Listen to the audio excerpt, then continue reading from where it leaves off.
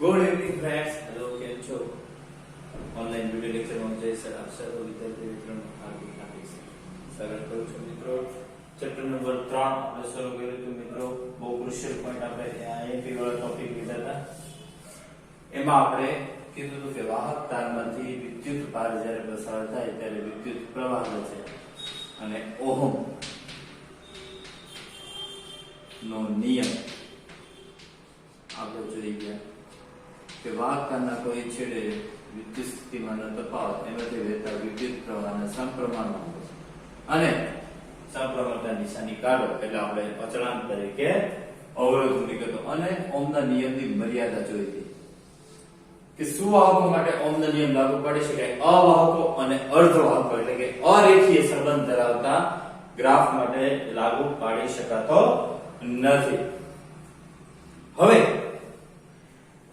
હવે તાર ક્યારેક મિત્રો ક્યારેક જાડો હોય, ક્યારેક પાતળો હોય, ક્યારેક ટૂંકો હોય, ક્યારેક લાંબો હોય, તો શું કરવું? એના માટે મારે માની લો કે અવરોધ છે, માની લો કે કોક તાર છે એ પાતળો હોય, કોક તાર છે એ લાંબો હોય, કોક તાર છે એ જાડો હોય, કોક તાર સાવ તંદુરી જેવો હોય, અલગ અલગ કેસ. તો એના માટે અવરોધ શું? આ ચારેય કેસમાં શું અવરોધ સરખા થાય? તો કે પહેલી વાત ન થાય. તો અવરોધનો આધાર છે એના પર. તમે એમ કહો કે એક બાજુ તમે એમ કહો કે અવરોધ તો અચળ હોય, પરંતુ અવરોધ છે એ એના પરિમાણ ઉપર તો આધાર રાખે જ છે. તો શું કરું? તમે વિચારો છો.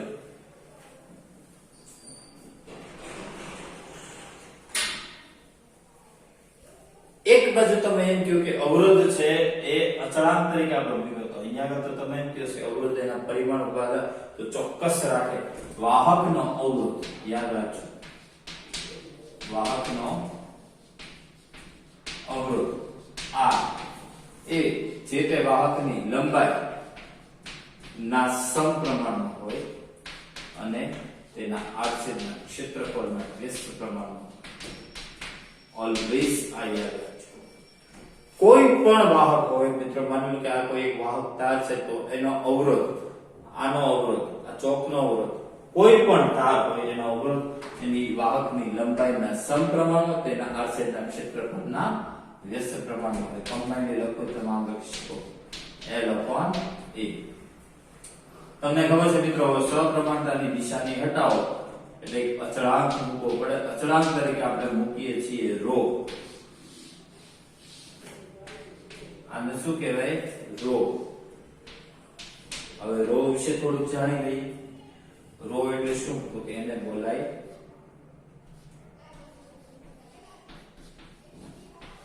અવરોધકતા. રો એ અવરોધકતા છે. અવરોધ છે એ પરિમાણ પર આધારિત છે. તમે આ નાની નાની વસ્તુ લખી લેજો. અવરોધકતા પરિમાણ પર આધારિત નથી. તો અવરોધકતાનો આધાર કોના ઉપર છે? તો કે દ્રવ્યની ચાર્જ, દબાણ અને વાહકના તાપમાન પર.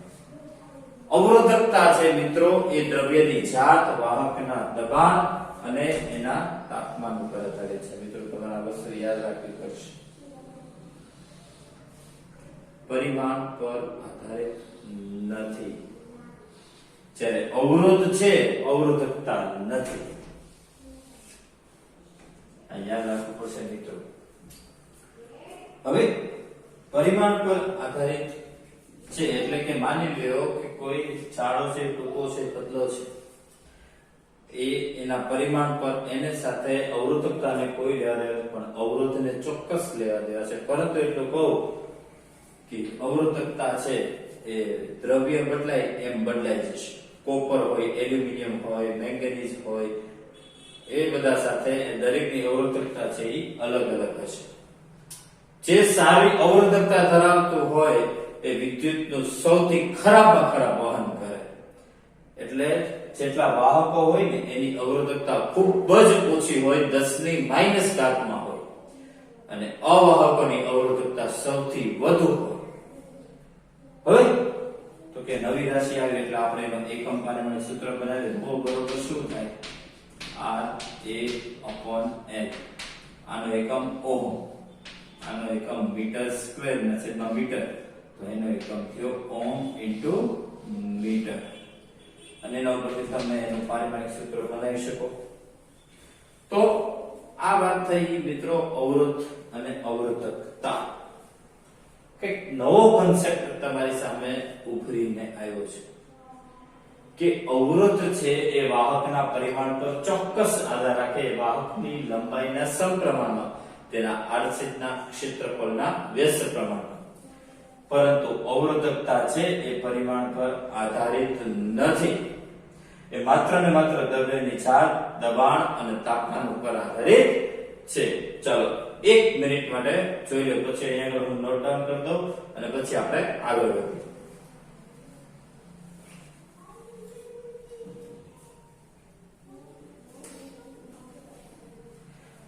તમે મિત્રો વિડિયો છે એ પાઉઝ કરીને પણ આ બધું લખી શકો છો. બોર્ડ પર મારું સાથો સાથ રાખજો, ફોટા પાડીને રાખજો, સેવ કરી રાખજો.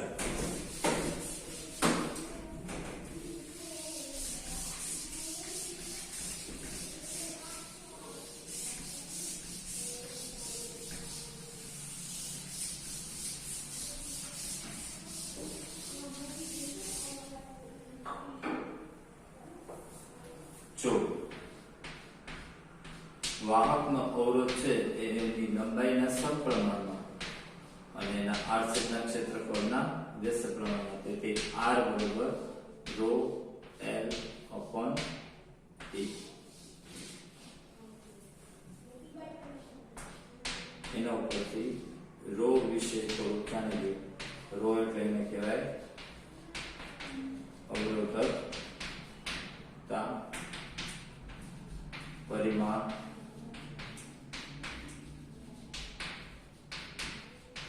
આધારિત નથી.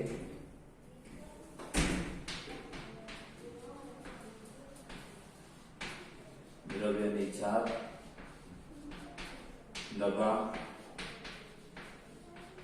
તાપમાન પર આધારિત.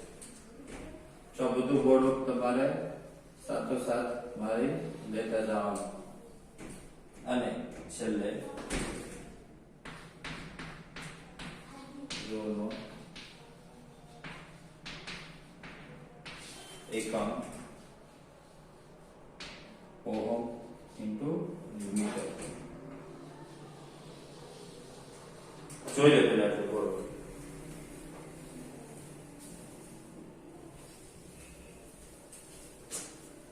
ઓહમ ઇન્ટુ મીટર એ અવરોધકતાનો એકમ છે.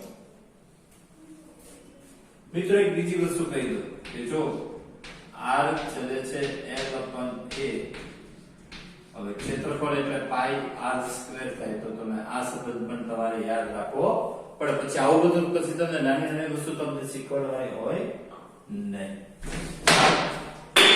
આમાં એક વસ્તુમાં આગળ વધો.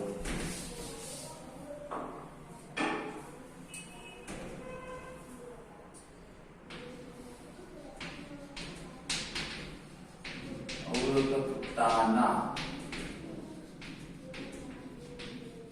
વ્યસ્તને વાહકતા કોની? વાહકની કહે છે. વાહકતાનો સિમ્બોલ છે સિગ્મા. સિગ્મા બરોબર 1/ρ, એટલે કે ρ બરોબર જ્યાં R upon L થાય તો સિગ્મા બરોબર L upon R. તો આનો પણ એકમ બનાવવો પડે. Ohm inverse into metre inverse, બરાબર. અથવા મીટર ઇનવર્સ તો ખરું, પરંતુ ઓહમ નું ઊંધું એને આવી રીતે લખાય, અને ઓહમ નું ઊંધું એટલે મોહ. આ થાય ઓહમ ઇનવર્સ, આને લખાય મોહ. શું કહેવાય? મોહ. બોલો તો મોહ. એક બીજી વસ્તુ જેની વાહક હોય ને એની વાહકતા સૌથી વધુ અને અવરોધકતા સૌથી ઓછી. મિત્રો, જે વિદ્યુતના સારા વાહક હોય એની અવરોધકતા સૌથી ઓછી હોય, એનાથી ઉલટું અવાહકો છે એની અવરોધકતા સૌથી વધુ અને વાહકતા તમે જાણો છો સૌથી ઓછી. અને અર્ધવાહકો જે ત્રીજી કેટેગરી છે એનું બે સરખું.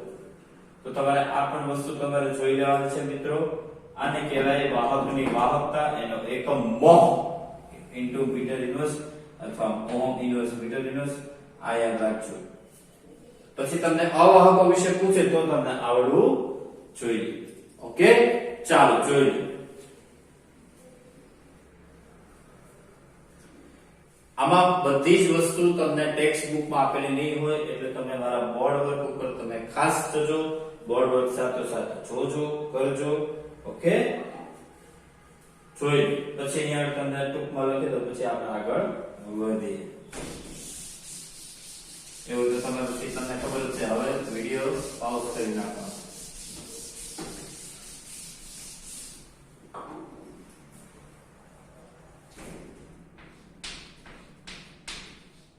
સિગ્મા બરોબર 1/ρ, સિગ્મા બરોબર L/r. જ્યાં સિગ્મા એટલે શું થાય? વાહકતા. એનો એકમ શું થાય? ઓહમ મીટર ઇનવર્સ અથવા મોહ ઇન્ટુ મીટર ઇનવર્સ. અહીંયા તમારે લખવું હોય તો લખી લખાય.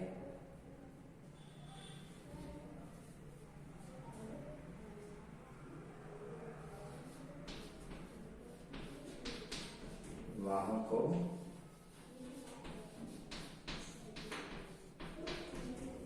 અવાહકો.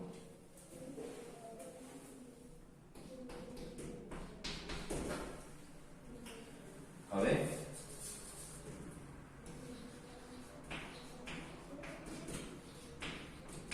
અવરોધકતા,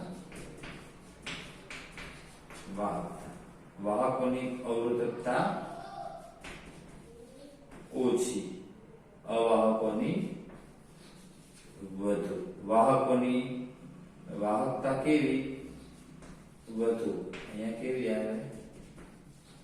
ઓછી. ટેબલ રૂપે આવું યાદ રાખી શકો, અને યાદ રાખવું જ જોઈએ. હું તો કહું એમસીક્યુ માટે, બરોબર? Okay, and moving to the next point. એક નાનકડો એવો એક કન્સેપ્ટ લઈ અને પછી હવે આપણે એની એપ્લિકેશન ઉપર જાવું છે મિત્રો. આપણે જોયું કે V ઓહમનો નિયમ શું થાય? આયા એટલે અવરોધકતા બરોબર ρ L/A. હવે એક સૂત્ર યાદ રાખજો કે વિદ્યુત પ્રવાહ ઘનતા, કે જેને કહેવામાં આવે છે મારા અક્ષર ઉપરથી જે વિદ્યુત પ્રવાહ ઘનતા, તમારે યાદ રાખવાનું છે એકમ ક્ષેત્રફળ દીઠ વાહકોમાંથી વહેતો વિદ્યુત પ્રવાહ, એને કહેવાય વિદ્યુત પ્રવાહ ઘનતા.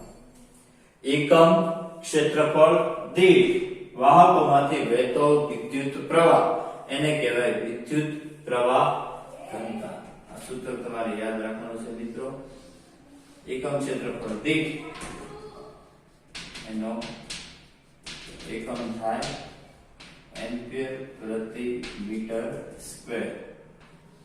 પારિમાણિક સૂત્ર શું થાય? હવે તમને ખબર છે L-2 અને A. એકમ ક્ષેત્રફળ દીઠ વાહકોમાંથી વહેતો વિદ્યુત પ્રવાહ એટલે એની વિદ્યુત પ્રવાહ ઘનતા. ઈ તમે ત્યાં મૂકો ઉપર સૂત્રમાં તો I/L છે rho L. અને બીજા ચેપ્ટરમાં તમે ભણી ગયા કે વિદ્યુત સ્થિતિમાનના છેદમાં લંબાઈ એટલે શું થાય? વિદ્યુત ક્ષેત્ર. E = rho into L. તો rho into J. તો વિદ્યુત ક્ષેત્ર છે એ વિદ્યુત પ્રવાહ ઘનતાના સમપ્રમાણમાં છે. અને એનાથી ઉલટું તમે કહો કે rho બરોબર શું થાય? E/J. So sigma is equal to 1 upon rho is equal to J upon E. તો J બરોબર શું થાય? sigma into E. બરોબર છે. તો આટલા સૂત્રો મિત્રો તમારે યાદ રાખવાનું છે. આ કન્સેપ્ટ છે તમારી બુકમાં આપ્યો છે. તો વિદ્યુત ક્ષેત્ર અને વિદ્યુત પ્રવાહ ઘનતા વચ્ચેનો સંબંધ અને એટલે કે વિદ્યુત ક્ષેત્ર અને અવરોધકતા વચ્ચેનો સંબંધ અને વાહકતા અને વિદ્યુત ક્ષેત્ર વચ્ચેનો સંબંધ. બરોબર છે મિત્રો? જોઈ લો. ચાલો પછી આના ઉપરથી આપણે એની એપ્લિકેશન લેશું. ચાલો જોઈ લો. 1 મિનિટ.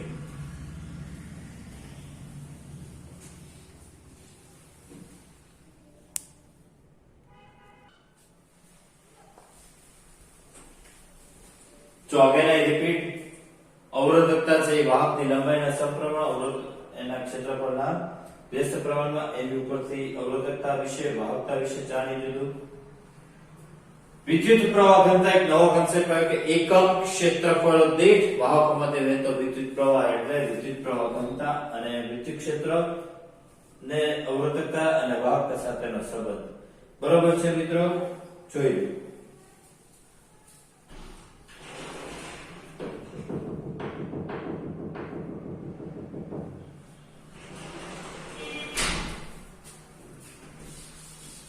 હવે આગળ વધીએ. હવે એપ્લિકેશન લઈએ. 1 by 1 એપ્લિકેશન શરૂ કરીએ. મજાની એપ્લિકેશનો છે. બરોબર છે મિત્રો? ચાલો રેડી? ઓકે. એક પ્રશ્ન છે SLP નો છે. એક જ દ્રવ્યના બનેલા 4 તાર પૈકી દ્રવ્ય એક છે. તમને એમ કે દ્રવ્ય એક એટલે તમારે સમજી જવાનું રો કેવી. અચ્છા, કોનો અવરોધ વધુ હશે? એટલે અવરોધ કોનો? જો અવરોધકતાને તો પરિમાણ સાથે કોઈ સંબંધ જ નથી. અવરોધને સંબંધ છે લંબાઈ અને ક્ષેત્રફળ એટલે કે ત્રિજ્યા. લંબાઈના સમપ્રમાણમાં, ત્રિજ્યાના વર્ગના અથવા ક્ષેત્રફળના વ્યસ્ત પ્રમાણમાં. તો ચાલો આપણે એક પછી એક આપણે ઓપ્શન જોતા જઈએ. ટૂંકો અને જાડો. ટૂંકો એટલે લંબાઈમાં નાનો તો એનો અવરોધ કોઈથી વધારે હોય જ નહીં એટલે આ ઓપ્શન ગયો. બી ટૂંકો અને પાતળો ગયો. બરોબર? લંબાઈમાં કેવો હોવો પડે? મોટો. લાંબો અને જાડો. લાંબો લંબાઈ વધુ પરંતુ ક્ષેત્રફળ ઓછું હોવું પડે. આઈ નો આવે. કયો હોવો પડે? લાંબો પાતળો. That is your correct answer. બરોબર? તો જો આવા કોમન સેન્સ ના ક્વેશ્ચન હોય આવું તો આવડું જોઈએ. ઓકે? ચાલ નેક્સ્ટ.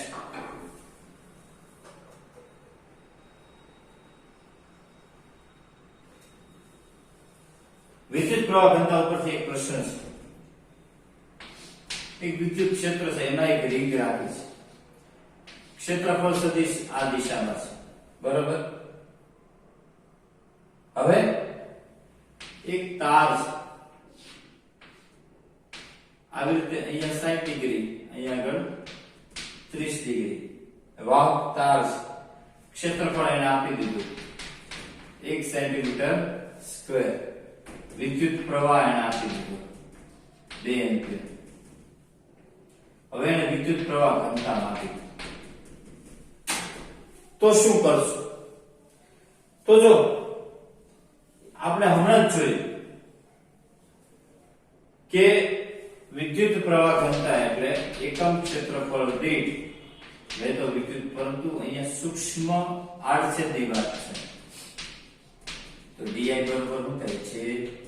dA cos theta. કાઈ નથી. j બરોબર di આખો કેટલો? 2.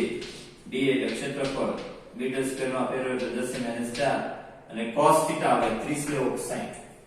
તમને એમ જ થાય 2 60 છે ના, એટલે લેવાનો આવે 857 લેવાનો કયો? cos 30 √3/2. હવે કરશો એટલે આવી જશે. બરોબર. આ તો ટેક્સ્ટ નો એમસીક્યુ હતો. 3 નંબરનો એમસીક્યુ હતો. બરોબર.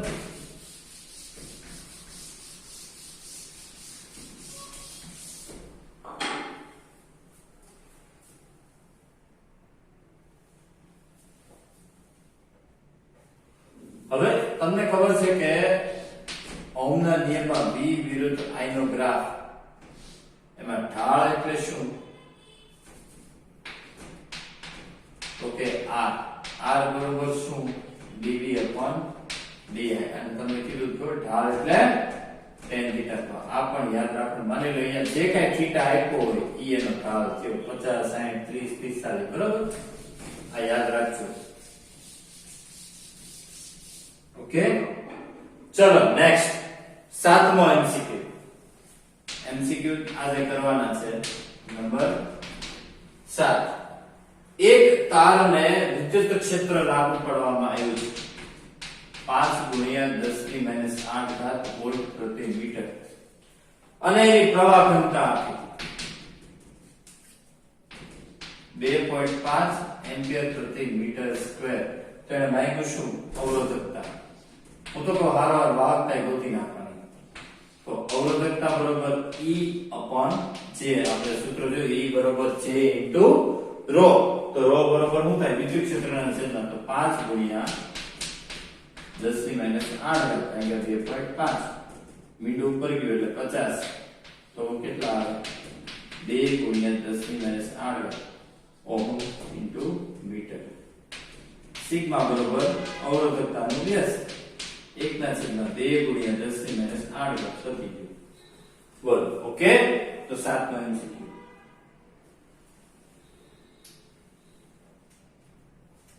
ઓકે. હવે પછીનો બહુ મસ્ત એમસીક્યુ, થોડોક સમજવા જેવો છે.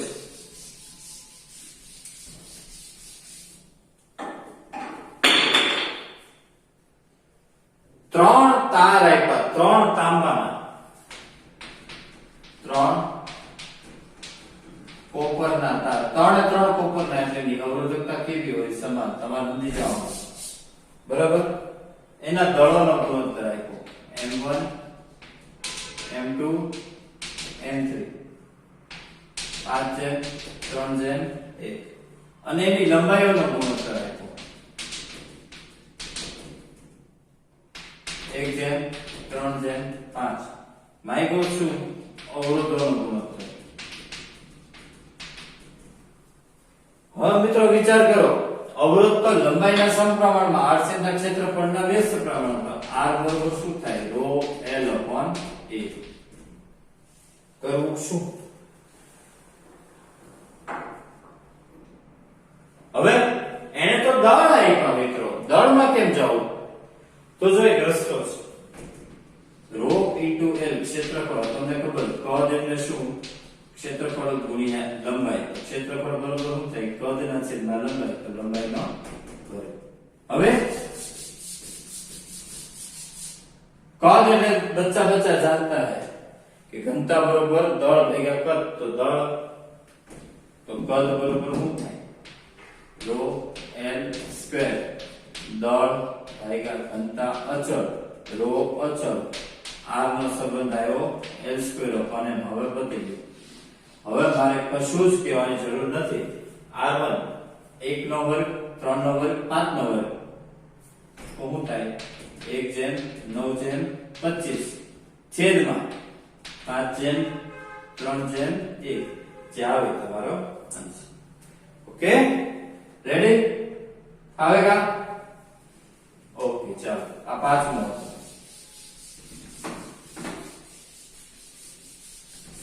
હવે જે 1-2 MCQ છે એ તમને આ બધું હવે હું જો જવા દો છો તમે પછી આ બોર્ડ વર્ક છે એ લખજો કારણ કે હવે મને આખા બોર્ડ ની જરૂર પડે છે. 1-2 MCQ આપણે ડીપ માં સમજવા પડે એવા છે એટલે આટલું હું જવા દઉં તમે લખી લેજો બરોબર. આને પાઉઝ કરી દો. ચાલો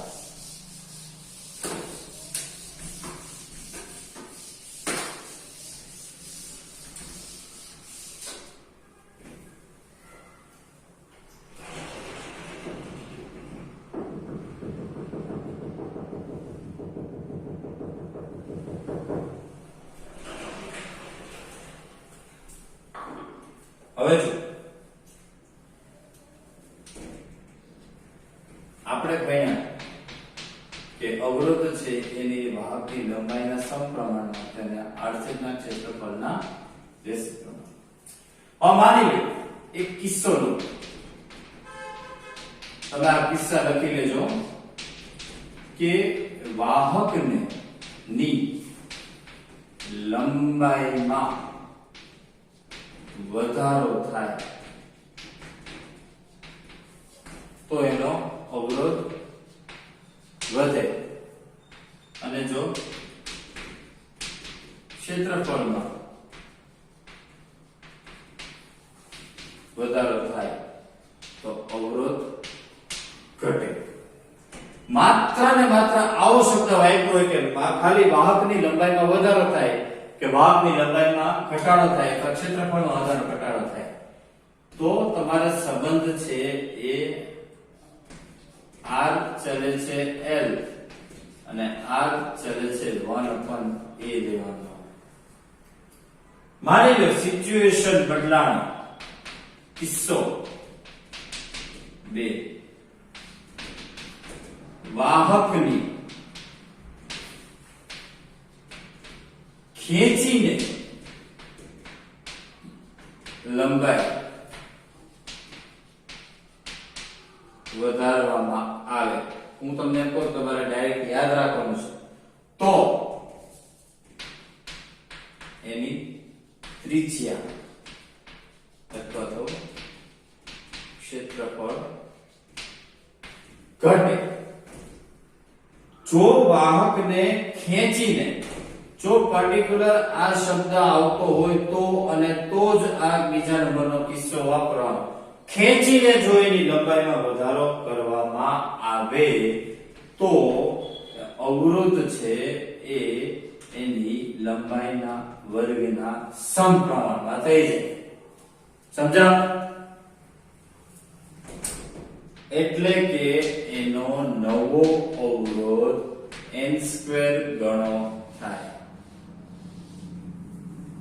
અને જો ક્ષેત્રફળ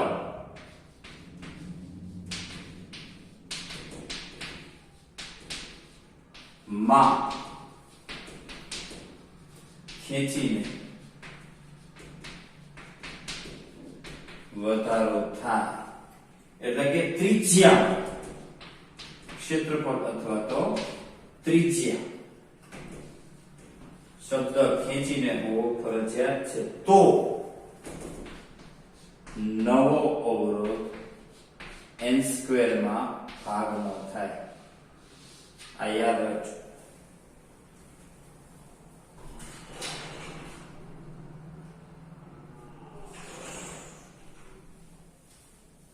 જો મિત્રો આ વસ્તુ યાદ રાખજો. એમસીક્યુ માટે મોસ્ટ ઇમ્પોર્ટન્ટ છે. આવો એક એમસીક્યુ તમારી ટેક્સ્ટમાં છે તે ટેક્સ્ટ એમસીક્યુ 6. પણ આ કિસ્સા લખી લેજો.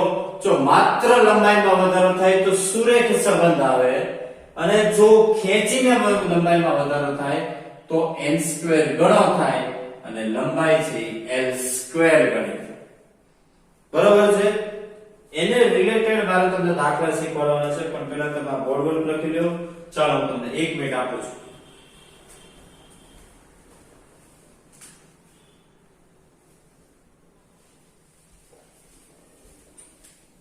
ઓકે મિત્રો, વિડિયો પાઉઝ કરીને લખી દેજો. ઓકે, આપણે દાખલામાં જઈએ. રેડી? ચાલો. ઓકે.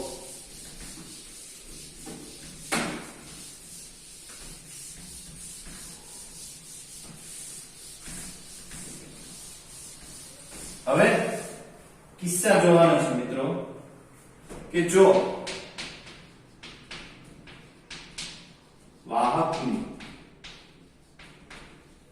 લંબાઈમાં ખેંચીને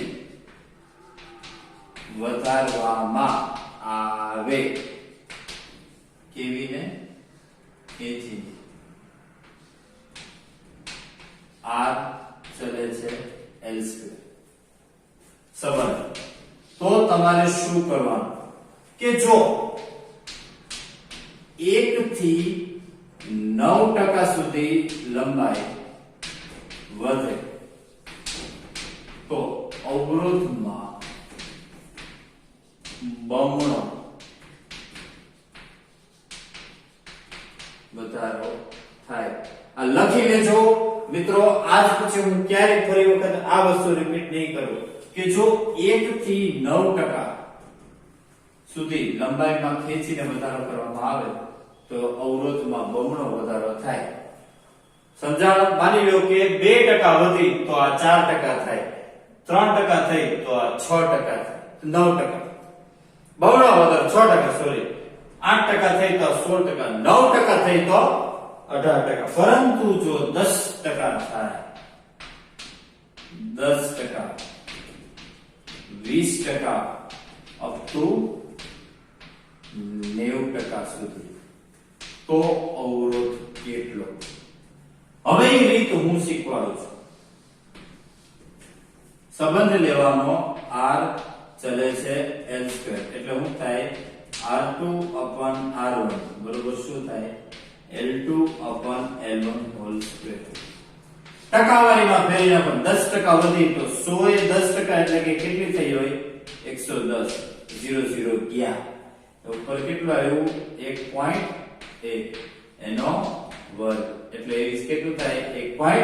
1.21 છેદમાં કેટલા? a. હવે શું કરવાનું? Delta r અપન r. ત્રુટી લેતા કે નહીં? તો અહીંયા શું આવે? Delta l અપન l. 1.21 - 1 છેદમાં 1 એટલે કેટલા આવ્યા? 0.21 ગુણ્યા ટકાવારીમાં ફેરવી નાખો. કેટલા થયા? 21%. જોયું? 9% સુધી 18% થાય તો 10% એ કેટલો થયો? 21%. કઈ કરવા નથી મિત્રો. 100% પેલી લંબાઈ લઈ લેવાની, એમાં 10% ઉમેરો તો 10, 110, 20% ઉમેરો તો 120, 30% ઉમેરો તો 130. તો માની લો કે હવે 20% છે. ચાલો તો અહીંયા કેટલા આવશે? 120. અહીંયા કેટલા આવશે? 120. અહીંયા કેટલા આવશે? 1.2. અહીંયા કેટલા આવશે? 1.44. અહીંયા કેટલા આવશે? અહીંયા કેટલા આવશે? તો કેટલા ટકા થયું? 44%. લ્યો, પતી ગયું. બહુ ઈઝી છે મિત્રો, આ તમે કરી ગયા છો. માની લો 30% છે તો અહીંયા 130, તો અહીંયા 1.3, તો અહીંયા 1.69 માઈનસ 1 69%. 90 છે 19 તો 1.9 તો 3.14 માઈનસ 1 2.14 21.4 214%. Okay, ready? સમજાવ? તો જો 10 20 30 હોય તો એને આવી રીતે ગણવાનું છે. હવે જો 100%, 200%, 300% હોય તો r કેટલો?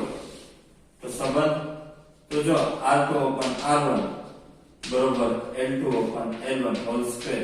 આપણે 200% લઈએ. હાલો 100% લઈએ. પહેલા 100 તેમાં 100% એટલે કેટલી થઈ? 200. તો 2 નો વર્ગ 4 ના છેદમાં 1, 4 માંથી 1 જાય 3, કેટલા ટકા થયો? 300%. હવે 200% લ્યો તો 100 એ 200% એટલે 300, 3 નંબર 9, 9 માંથી 1 જાય 8, 800%. તો બહુ ઈઝી છે મિત્રો. જો ખેંચીને વધારવામાં આવે તો તમારે આ જ મેથડ થી જવાનું. 1 થી 9% સુધી હોય તો બમણા વધારો, બાકી 10 20 30 16 200 300 માટે આ રીત આપણી ગીતા. બરોબર, આ રીતની પ્રેક્ટિસ કરવાની છે મિત્રો. તમારે હોમવર્કમાં ખાસ ધ્યાન રાખજો.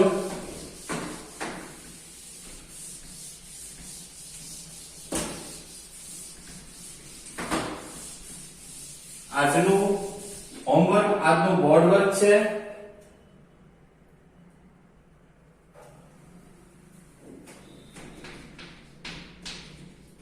હોમવર્કમાં લખી લો થિયરી, બોર્ડ વર્કની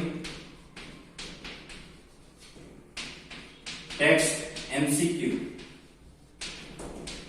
3 4 5 6 7 8 9 અને એક્સ્ટ્રા R ચલે છે L² પરથી. હું તમને કહું લંબાઈમાં આટલો વધારા એ તમારે ગણવાના છે. 40%, 50%, 80%,